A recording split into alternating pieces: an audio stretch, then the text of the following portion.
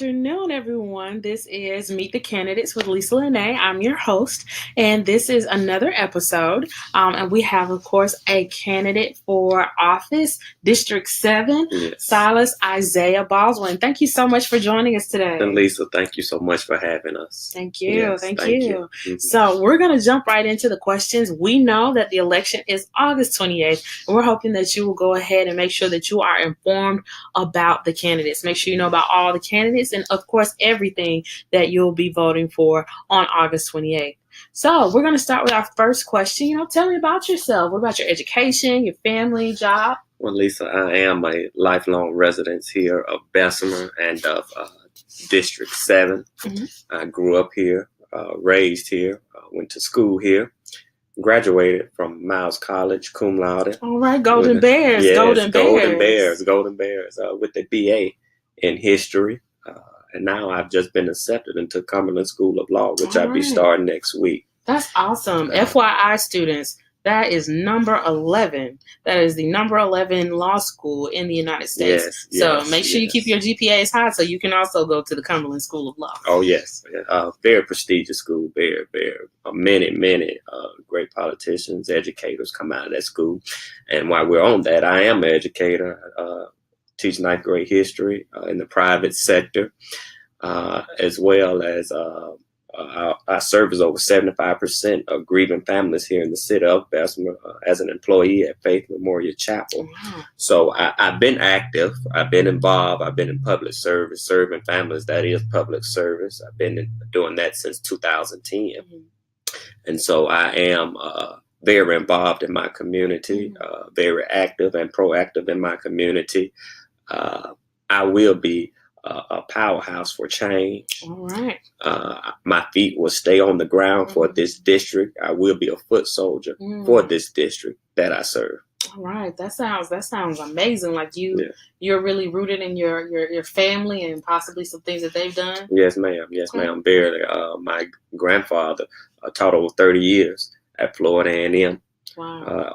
He was the chair of the psychology department there, and so I have a long history of educators in my family who taught the importance of education. Wow, that's very essential, and thank you so much for sharing that. Yeah. As we talk about education, what books are you currently reading? Well, of course, since school will be starting next week, I have been reading the Introduction into Law Studies, as well as other different law books. Mm-hmm. And I always read the best-selling book in the United States, and that is the Bible. Oh, okay. All right. Yeah. So that's 66 That's books. 66 books. Okay. Yeah, I try to read that on a daily. Gotcha, so those are the books that I'm reading now. That's awesome. Well, thank you so much for sharing that. We're going to move on to the next question. It's shifting from the personal education onwards to, of course, schooling. So, what was your favorite subject in school? Well, once again, of course, I'm a history teacher. So, of course, history was my favorite subject. I have always been delighted and excited to learn where we come from and how this country was formed, and all different kinds of history, Asian, European history, 18th century history. I've just been very amazed about history. You can learn so much. Although it's a lot to read, it's very, very comparable. Yes. And I have to say, as a U.S. history teacher, one of my favorite quotes is, quotations is, people without knowledge of their history is like a tree without roots. And you have to know where you came from in order to know, where you're going. You got to make sure that you stay rooted in who you are as a person, who you are as a people, and, thinking about pride and determination and resilience. Those things really, really stick with me. And I am a firm believer in that. I'm a firm believer in really remembering where you come from, but not forgetting as well. That's right. Not forgetting where you come from. Awesome. So, as we speak about this, I want you to also tell us, in reference to students, as they start the new school year, what kind of advice would you give to them? Stay focused. Be resilient. be able to at least read a book every day. If you do not have any homework, make some for yourself. Be on top of your game. Remember that obedience is better than sacrifice. That's right. You know, obey those who are in authority over you.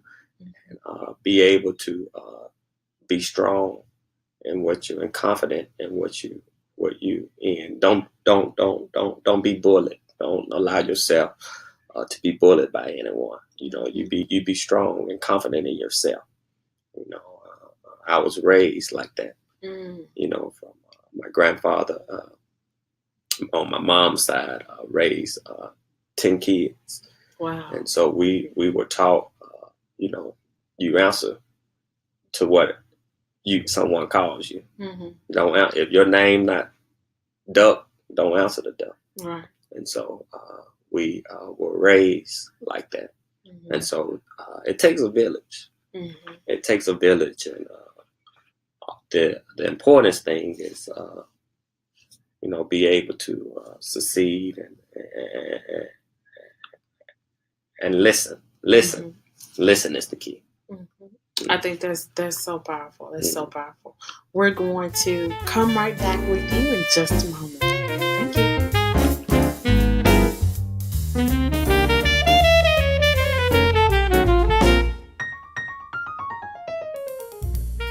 Hello, welcome back. This is Lisa Lene, and we're here with the candidate Silas Baldwin for District 7. So, what do you love about Bessemer? I love Bessemer's rich history.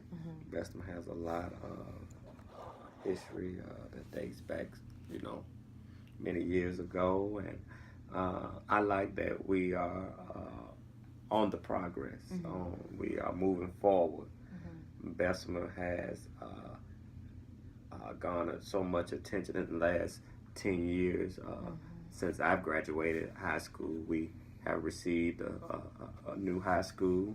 We have garnered a new recreation center, a new city hall, and now we are about to have one of the biggest companies come to Bessemer, Amazon. Right. Yeah. That's going to be amazing. And so Bessemer is on the move. Bessemer's on the prowl, and we just love Bessemer. We love that we are native, and we are very proud of Bessemer. That's awesome. Just as he said, we're going to be on the move. I noticed that there's a little glare in the mirror, so what we're going to do is shift just a little bit. We're going to keep recording, y'all. We're going to keep recording. I just want to make sure there's glare in there. And there we go. All right, here we go. So, next question. We've got, you know, of course, you love Bessemer. What do you want to improve about Bessemer? I would like to see Bessemer have a thriving downtown. Also, I would like for the council and mayor to have a better working relationship with our school board members by making our school districts, you know, better and more, improve our school districts. I would love to see that. I believe that education is the key, and so if we be able to work together, we can get a lot more accomplished. I think that's so true. That's so true. So with that part, you know, what prompted you to run for office? Growing up, I have known that every politician speaks of change. But when will that change that we say we're going to make be produced? When will we put action to the changes that we say we're going to make? And so me just being active and involved and proactive in my community, I see that we have been misrepresented far too long. And so with that being that misrepresentation, I was compelled to run because I know that I can be a voice for this district. I can be a foot soldier for this district and be the change that I speak. It's more than just saying that I'm going to be changed, but you have to be changed. Right. Be the change you wish to see in the world. Right. And so I will be that change that this district needs. Awesome. Thank you so much. So with that piece, you know, what position are you running for, and what are the major responsibilities that are connected to running for that position? I'm running for Bessemer City Council District 7 here, and I believe the responsibilities is, first of all, just being transparent, being active, being involved 365, not just during election year, being proactive in your community, being able to just answer a simple telephone call from your citizens, being visible when someone in the community passes, and just being that that shoulder to lean on when your citizens need it. You know, that's I think that's some of the big responsibilities, and not just lying on me, but also having the citizens be more involved, have the citizens being more active. One man or woman cannot do it for him or herself. It takes a village, and so I believe that if we can work together, we can get a lot accomplished. But I would like to see that the citizens get more involved. I think that's important. So with that part, how do you think you can make a difference by being in this position? Well, continuing to be a mentor, like I've always have been. Like I said, I've been in public service since 2010, and so it's a part of me being that voice in the educational system, being able to let our people know that education is the key. My grandmother once said that they can take your money and everything, but they cannot take what's inside of here. They can't take your education away from you.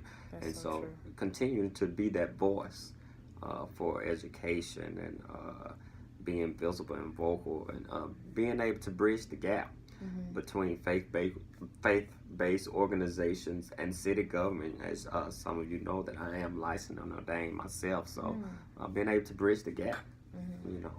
That's so important. Thank you for sharing that. So with that piece, of course, you say you're going to be able to make a difference in the community. What changes do you plan to implement?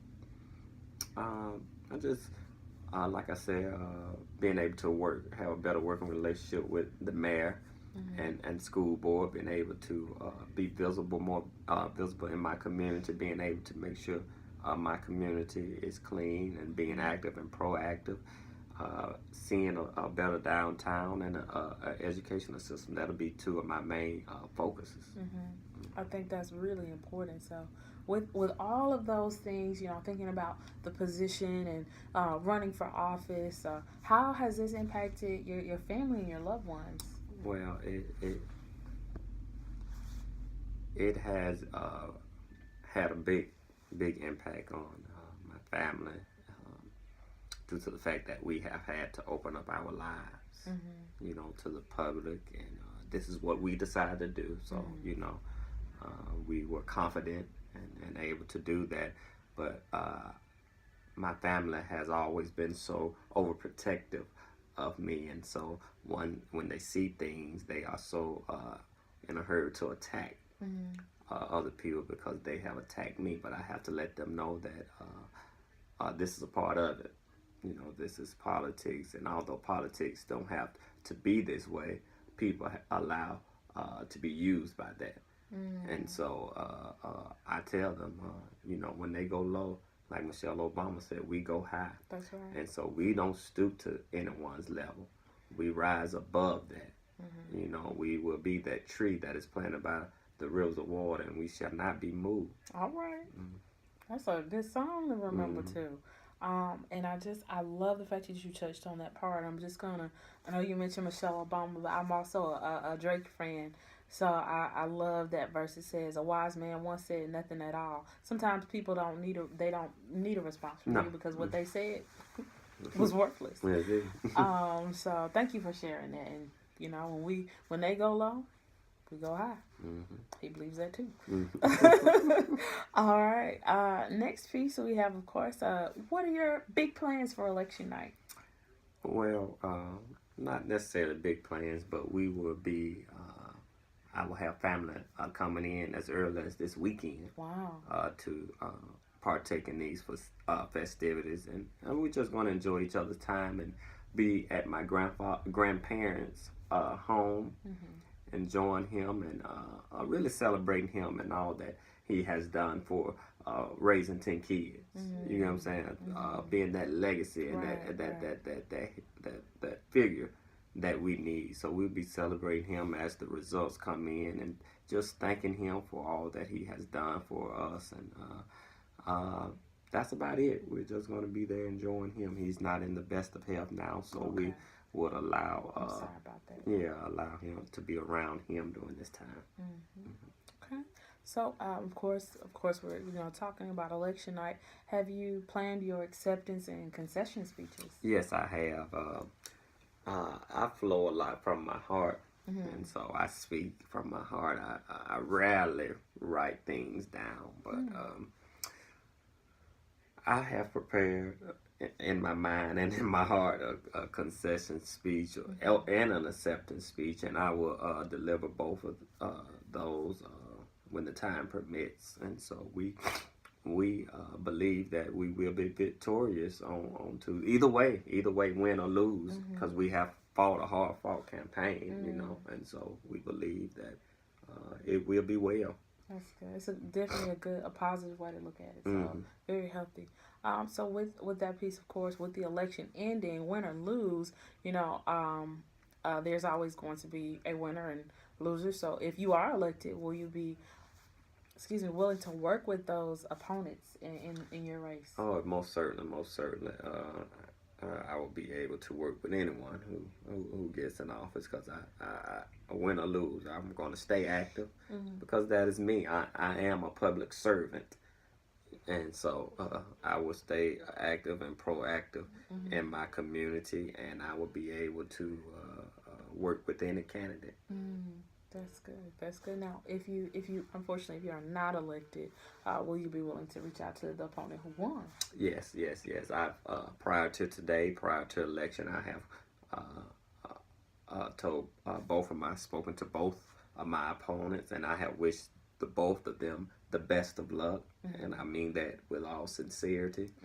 And yes, I will reach out at the time when it's applicable to wish them much success in the future. Okay. Win or lose, I will reach out to both candidates. Okay, that's very important. So now, as a final piece of our interview today, I want you to look in the camera, and I want to give you this moment by yourself, if you'd like. Tell the people, why you're running for office and why they should vote for you. Well, I'm running for office once again because I know that I am the best candidate for this position. I am the most qualified for this position. I've been active, I've been involved, and been proactive in my community prior to running. And so I believe that we cannot wait another 4 years for progress. We cannot wait another 4 years for change. We cannot wait another 4 years for our share of services and opportunities. And we cannot wait another 4 years for bold leadership. And we certainly cannot wait another 4 years for Silas Baldwin. So we ask that on August the 28th, 2018, you come out to the polls and vote for a man of integrity, a man of action, an educator, and that's me, Silas Baldwin. All right, folks, that is the conclusion of our interview today.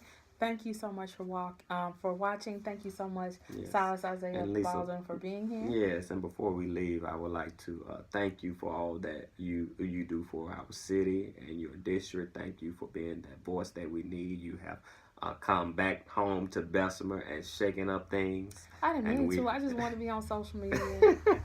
Well, you have really made an impact. Meet people, see who wants to make a difference. You have really made an impact, and we are so thankful for you, and all I can say is just keep doing what you do. Thank you. So on that note, of course, this is Meet the Candidates with Lisa Lene. I'm your host. Thank you so much for being a part of this interview. And remember to vote on August 28th. Please make sure that you are informed about all the candidates on the ballot. Make sure you know your voting location. And of course, make sure that you watch those forgot the word. I'm going to find the word in a minute. The election results. Make sure that you watch for the election results at the end. So we really hope that all of our candidates who are qualified are, the winners. Thank you so much for watching. Y'all have a great day. Have a good day.